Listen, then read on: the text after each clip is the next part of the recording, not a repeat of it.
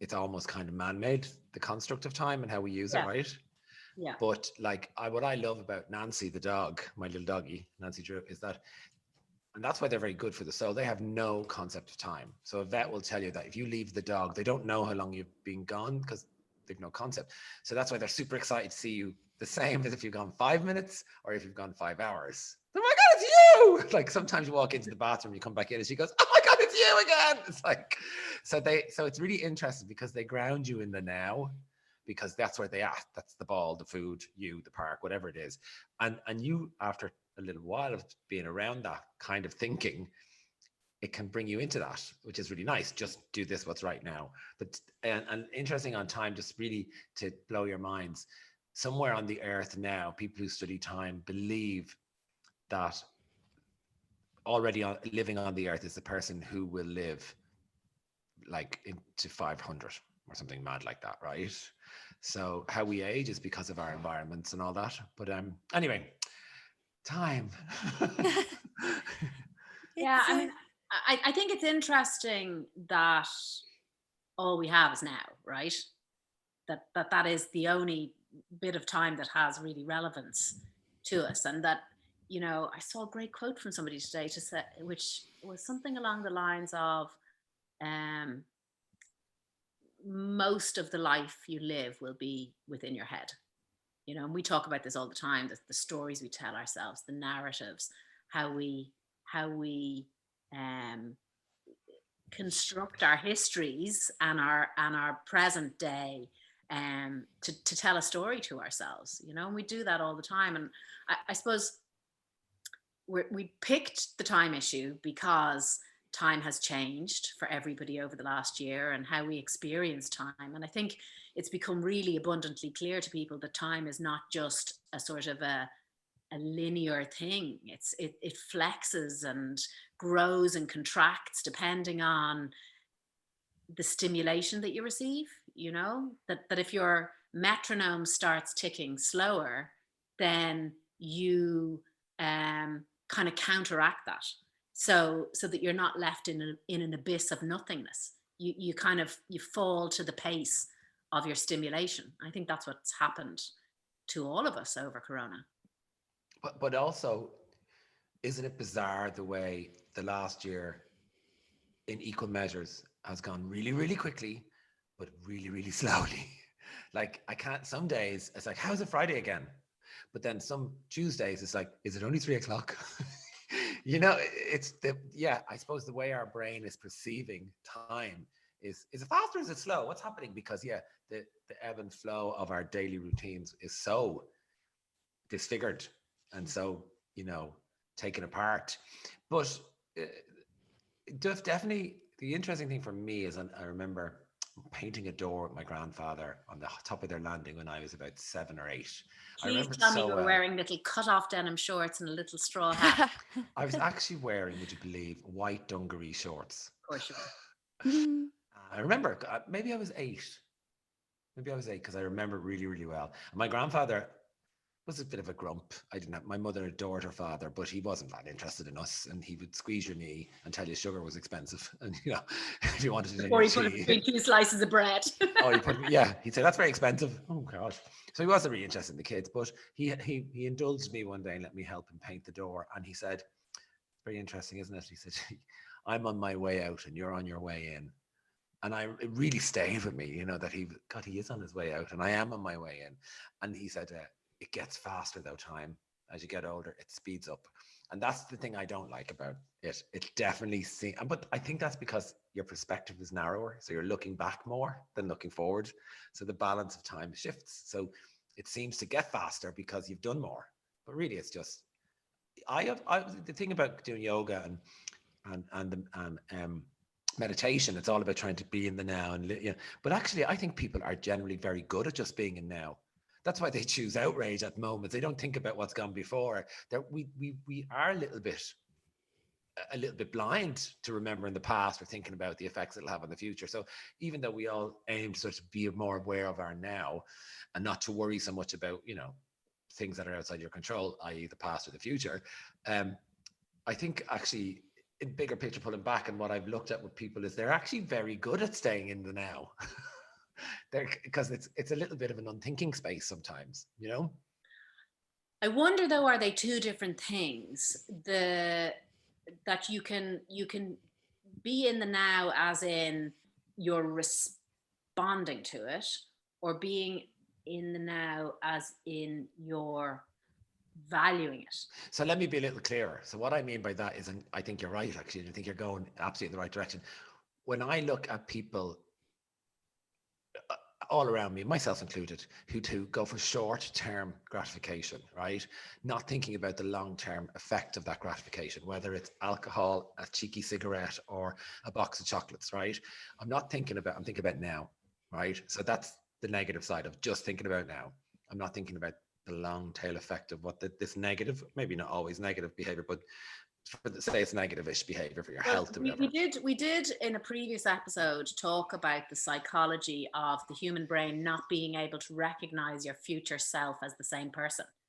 So we can't even see ourselves as that person in 10 or 20 years time. So how can we build a bridge, you know? Yeah. And get the fuck over it. Oh yeah, baby. Build a bridge, yeah. But I think the value of time now, I wonder, that is something we are so aware, we're just more aware of it now. Because I remember like last March, we definitely have it more than any other year, be able to divide up the different sections, even if it's that was the banana bread section, and that was it's all going to be fine, you know what I mean? And it's a strange way to think of it. And I wonder, I think we are maybe we're a bit more like seize the day about it. Sure, the sun is out, let's go for a walk. You know, we kind of grasp things a little bit more. Will we lose that? I don't know. But well, there is something profoundly positive about living through this as a species together.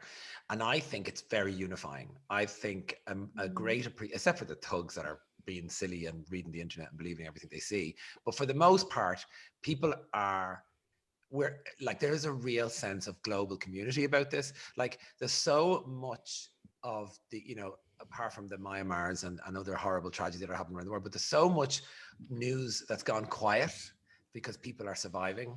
And I think there's a real sinking ship, you know, singing Old Lang Syne together with the crossed hands with everybody, that there's a kind of a sense in general in humanity that we've gone through something together as a race that no other generation will really know what it was like. Only the conscious ones, you know, the one, people who, you know, from sort of 10 or 11 up, kids won't really remember, thank God, hopefully, and they'll have a normal life. But we will remember this for the rest of our lives. Now, it might slip into the past real quick because we'll be sick of it. There is a phenomenon of post-crisis euphoria, a kind of a collective euphoria. And, you know, Bren, I've been saying this for a long time, that I think we are going to, you know, have our version of the 1920s, the new one. When this is over, you know, maybe not immediately, but I think when the time comes, there will be sort of a rising tide of joy and hedonism and abandonment, that we will just value the fun stuff more, you know, and in a way, like, I mean, it's a terrible thing to say, because obviously so many people have been devastated by this, but it is, you know, if you want to be totally positive about it, it is an opportunity to reevaluate everything. I mean, we started, I think we only had 2 or 3 episodes before this began. Is that right? 1. I think did we start in it and we were still being able to meet up in the studio? Because I know that we were speaking about kind of seismic social change before it kicked in. Yeah. Very, very quickly afterwards, we were in Corona land. So it's, yeah, I mean, I think where I have become really aware of a very particular type of time is that liminal time that's in between doing things is gone. So I used to, you know, jump in my car and go from one meeting to another. And during that time, I'd ring a pal, or I'd listen to a podcast or an audible book, or, you know, do something and just kind of be ticking along with my own thoughts. And that middle ground space now is pretty much gone because we're in one spot. And I think that in turn has made time move differently day on day. that it's not broken up in the way we had punctuation marks in our time and in our days previously. We don't have that now. Yeah, we have to put those in ourselves. And and it's kind of weird because also we're more kind of economical with our time because we are in the one place, so we can go from meeting to meeting. We're not kind of doing that in betweeny kind of bits. I wonder, I guess people will want to go to events and things like that, but will we kind of weigh it up more? Do I really need to trot all the way in to go and look at this hand cream, some event or something? I think people will never take events for granted. For the first 2 years, we'll go to everything. We'll be like, took that for granted. I'm not taking that for granted again. I think you'll spend your time better and you'll spend it in a way that makes sense for you. But speaking of being economical with the time, shall we take a break? Oh, wonderful. Matt, Brendan. Because I needed to clear my throat. Excuse me. And we're back. Beautifully done, Brendan. So you were saying that we would go to the opening of an envelope after this, and I tend to agree with you, but I think we will be selective about what requires our physical presence.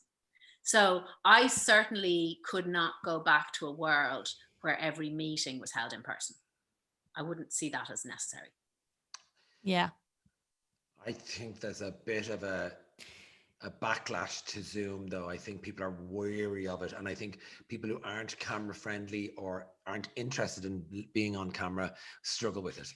I think they do. And I think that's the majority of people. I was just listening to the radio on the way to do this, and there's a guy did a really eloquent, he was anonymous, but he wrote that he'd had an interview on Zoom, and he's really confident. He was going for a tech company, and it was a disaster because the community couldn't read their body language. He was speaking really quickly because when he paused, they thought he was finished, and so he said that the ebb and flow of the conversation in this really important meeting was a disaster for him, and he wanted Zoom tips. So I directed him to our Zoom tips, of course, on Instagram, Facebook, and all your favorite social media channels. But I thought, God, that's really interesting because you could tell this person wasn't put off by it, and he's confident doing it. So I think I think if you have kids, it's different, and you can manage your time better now from home. I think that's going to work better in people's favor. But yeah, people are exhausted of all this nonsense now. It's like, give us. But if you think about how we managed our time, and I'm actually using that phrase kind of consciously, that most people, it's one of the things that they struggle with is managing time. And managing time isn't really about managing time. It's about understanding your priorities, right? And kind of working a plan to that. I think it's going to be really interesting to see, when people start trickling back to offices, how kind of surfaced challenges are going to be met.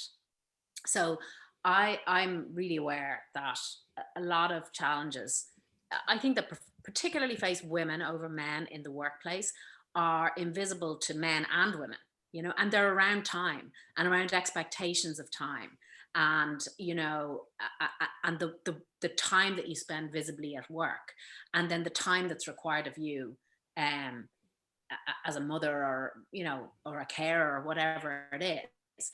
And I think we will realize that a lot of what we did and the way we did it just isn't working. Yeah, bundle through it, because in the same way that we didn't know another way, it was like, another way. This is just the way. Yeah, we didn't know another way. So I think it's going to be really interesting, and I think there's going to have to be a lot of redesigning. Really simply, just even before this, suggesting another way alluded to laziness, or that you were skiving, or not that or that you weren't worthy, or that you weren't worthy. But we were talking a lot about that, even that buildings are gendered, even the way they're constructed are gendered to favor men, right, over women, because men dominate the workforce up till very recently. Still do. Well, they dominate the levels, but there's pretty much 50-50 now workforce. But the buildings are not. Even buildings are gendered against women, which is kind of amazing when you think about it. But that can change now, because we read a great document. I sent it to you. One of our lecturers gave it to us about if there was real equality, childcare would probably be in the office.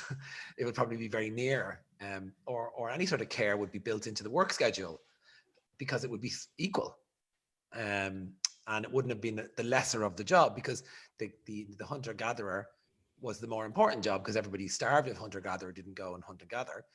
And the whole, the nest builder was just had to make sure it was warm and the fire was ready to go. But that's not the same anymore at all now, really. Both people are hunting and gathering and one person's building the nest. It's just unfair. But I just keep thinking about when I was planning and oh my God. Sorry about that. Lula. No, even weirder. Rowena. Hi, Rowena. Hi, Rowena. We'll talk about that later. I was really struck that when I was thinking about time, what's my perception of time?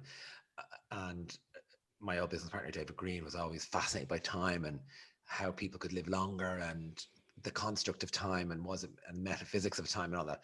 But it would make me think about how I approach time. And I remember trying to get into television and being about 24 or 25 and saying, I've got plenty of time. I have time. And then getting to 35 and saying, well, I don't have that much time now, but I still got time.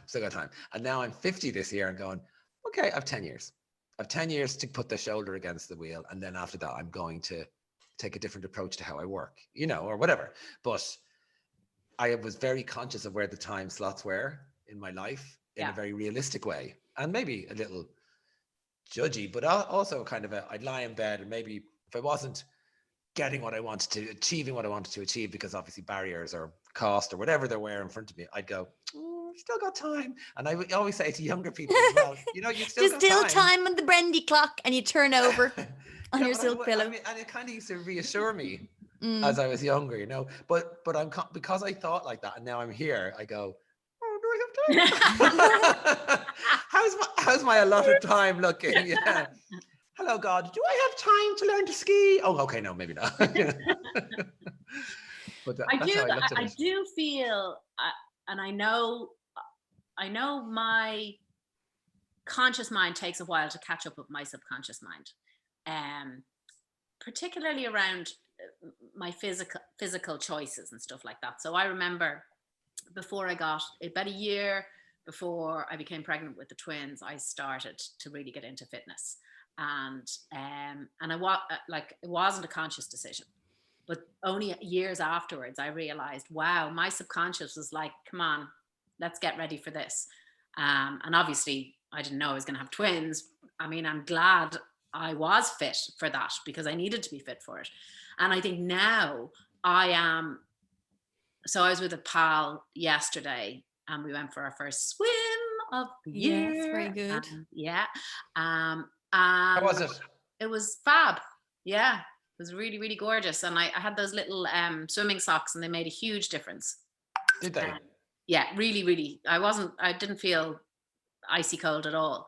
But she really hurt her back. We got out of the water and she was getting changed and she really hurt her back. And just, we have an imperative duty to protect our bodies and keep them strong now, because, whatever you say, we are, we're halfway there. We're now fighting age. Sorry. Yeah. But it's true. So we're fighting the degeneration. Screw you. I think, and I think I'm really aware of that now. And I think my subconscious was probably there before I was. Again, I'm realizing, we have to be strong. Yeah.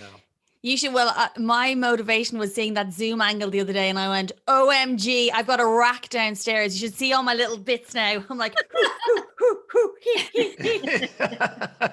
and I'll do that for about the next 10 days, and then I'll be like, "I'm done." My fitness motivation was pretty much always vanity at the start, because I didn't do sports at school, and then I gained weight as a teenager, and I didn't like it. I just didn't do sports.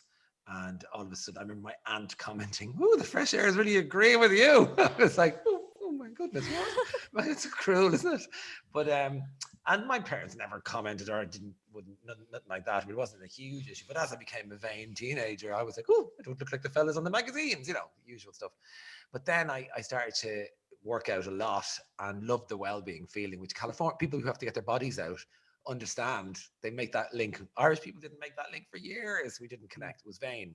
But you want to be healthy and strong, I suppose. Yeah, I know I was joking there, but really that's what we only get that your skin is better when you're healthier. You're breathing better. Your eyes are brighter. You're just better when you're healthier. We just know that now. Your well-being is really good for how you look, which is great, but it's really good for how you feel. And I suppose that's the most important thing, isn't it? It's really good for your mental health and everything. Yeah. Do you think we'll become more, I don't know, we're kind of more emboldened now to be more guarding of our time? Say in terms of like, if I had the Zoom meeting or the meeting in the office and I was like, actually, it works out better for me if I can just stay here because I've got this and this and this. Or it'll be like, we're all meeting in the office. And, you know, do you think people will that be acceptable? I mean, we've no way of knowing. I have a funny feeling that there is going to be a sort of a needs assessment.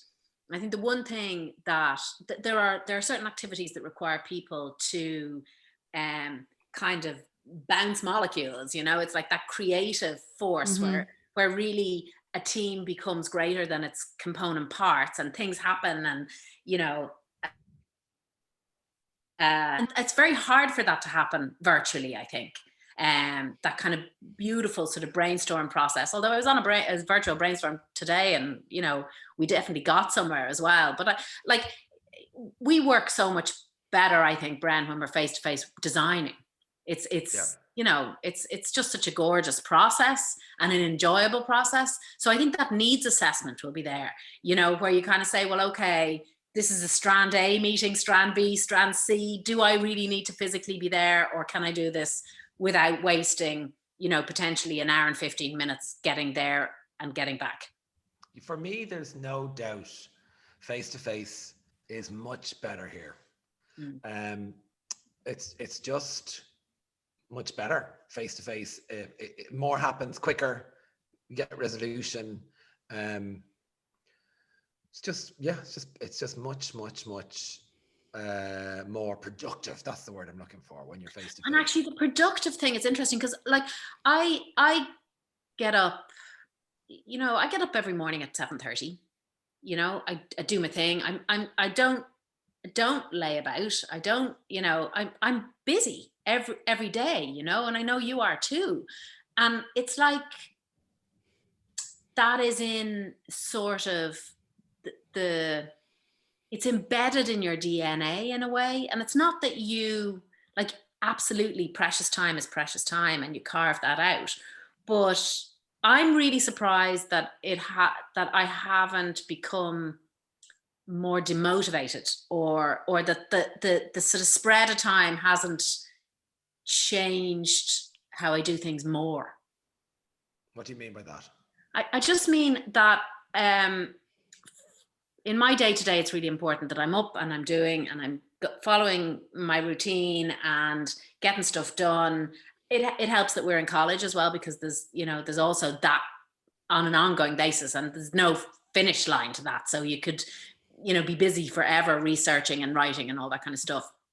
But I haven't felt like this has been particularly relaxing. Oh, right. I know what you mean. Yeah. Yeah. You know what I mean? I don't have any sense of it being at a lower gear. And that surprises me. I would have thought that you would naturally fall into kind of a slightly more wafty way of being. I haven't felt that. Yeah, I suppose, well, we haven't stopped working. No, that's true. We haven't stopped working, and the first 3 months were crisis management, so we had to get up a gear, really. Yeah. In a way, we had to evolve, so we were busy. Yeah. And then we started college, because that's what you do when you're busy. But I've been filming and stuff, so I've been trying to manage it, but I have been gentler to myself. Like, I have taken Sundays and gone, no, I'm not going to read today. I'm going to go and walk in the park and enjoy a glass of wine in the afternoon and just chill and watch it. Yeah, I have. Whereas before all of this, I was consciously guilty about not being productive every day. That's really interesting, actually, because I would fundamentally agree with that. And my weekends are sort of sacrosanct, and I try and keep them absolutely clear. And And in a way, that's the only way we can delineate between the weekdays and the weekends. And the same friend who I was swimming with yesterday said, I think I'm going to take Monday off. And I said, but in real terms, what does that actually mean? Like, how can you differentiate between Monday off and Monday not off? And she's like, well, I'll catch up on some of my admin and do bits and pieces. I said, but then that's not off. Mm-hmm. Like, so if you can't do anything or go anywhere or be with anybody and enjoy human relationships as part of that, I'm off. What does it actually mean? I can do an off day. I can do what we would call in the wider media a duvet day. I can do a get up, walk the dog, and then take it like a bank holiday. Like have a late lunch, have something nice, go do a bit of shopping, but just not engage with work, not engage with social media, not engage with work, not open the email. And I don't do it often, but I can do it now and again. And it definitely feels like sometimes if, say we've been doing something over the weekend, I'll say, I'm going to take today off actually. Yeah, and have a catch up day. But I won't open the laptop, I'll keep away from it. I'll try anyway. How are you being off, Esther? Yeah, I've done a few kind of annual leaves at home on the Costa del couch, and the biggest change is like there's no alarm. I don't have to get up at the arse crack of dawn, so that's good. But I think I would tell myself that I can watch my trashy shows, which I do, but actually I do need to. I'm always doing something, so it is hard to, and I don't mind that because I feel better doing that, and I do like to have a little structure all the time. Yeah. But as I said, I do like to watch Drag Race UK as well. I can also factor that in to my lifestyle. However you want. However I want. In a way, it works for you. Exactly. So have we got an outside thing in relation to time, my little friends? So can you see, people listening to the podcast will be able to see this, but on the wall over there, can you see the projector of a clock?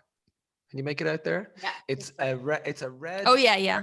It's a red Perspex box, and it has a little light in it and a clock, and it's got a mirror system. So the clock is actually projected onto the wall, and it's a timepiece that I bought in Habitat 25 years ago for £23 with Alan Duffy, my friend. And it has been everywhere in the world with me. It was in our house in South Africa. It's been in London. It's been everywhere. And it's my favorite little thing that I have is this just little red box that projects a clock onto the wall. So it can be as big or as small as you like. And it's actually interesting that it is a timepiece, but that it's been with me for so long. And then when I first met Adam, actually, we were dancing around the apartment on a Saturday night and he knocked it over and I said, oh, I've only had that for 25 years as it smashed in the floor, but I've had a fix, it's fine. But actually that's my outside thing and I love it so much. And it's interesting that it's a clock as well, because, and I am so astutely aware of how finite our time on this planet is. But I am quite aware of that. I just volleyed the microphone. I don't know why. I've always had an awareness of that. You only have a certain amount of time here, so make the best of it. And yeah, just even as a child, I knew that. Remember consciously being aware of that right, we've got a certain amount of time to make this the best. I think most people probably do they? Do they think about it? People think about it. Do you like think I know I'm 50 this year, so I'm like, if I keep myself healthy, I'll definitely get to 80 if I don't, get cut down with a horrible disease or knocked down or shot. But that's kind of grand. And then you go, oh, that's 30 years. Okay, that's fine. But here's the really horrible thing about time. I think I might have told you the story before. I was listening to the radio and somebody said, and there's a tweet here from Kylie Minogue spinning around is 17 years old today. And I was like, oh, that was last year. The year before last year. So I was 19 years old. I remember where I was when Spinning Around went to number one, right? And I was living in London and I was in my early 30s. And I was like, holy shit, that was 17 years ago. In another 17 years, I'll be 66. Woohoo! Woohoo, baby! When you put that perspective onto it, and you in your gold hot pants. And you remember where you were when that record was number one and how clear it was in your mind and how recent it feels was 17 years, and then look forward to those 17 years. And then I consciously do say to myself, slow down time, slow down a little bit, slow down. You know what I mean? Mm-hmm. But I think nothing measures time more. Nothing measures time more than the height of your twin children. Indeed. So for my 50th birthday, this was one of the beautiful gifts that I got. I could have taken it in a spirit of negativity. I chose to take it in a spirit of positivity. This is from my beautiful friend Shane Kinsella. It's an egg timer. Anybody who can't see it, it is a beautiful glass oversized gorgeous egg timer. Yes. And those little grains of sand are just flying along there. Thank you, Shane. Perfect for frying your ostrich eggs. Get your giant egg timer out. And well, I mean, time has flown. Time, Esther. Time has flown. We have more than enough in the bank, so I guess. Listen, guys, I'm up against it. Can we hurry up? Okay, we do the no problem. Yep. Time is of the essence, or not? It's a nice evening out now. It's gorgeous. I'm gonna get my friend got a new little dog. I'm gonna go down and have a garden coffee in her and see this cute little dog. I think it's the ultimate dog you want. Like I think it's the Labradoodle that everybody wants. They're so cute. Like Nancy's cute. Go and rescue a dog buying bloody. I know, but somebody knew somebody, and it's all fine, legit. It's whatever. a good dog. It's a good dog. Yeah, whatever. I'm not buying Ready it. to go? Yeah.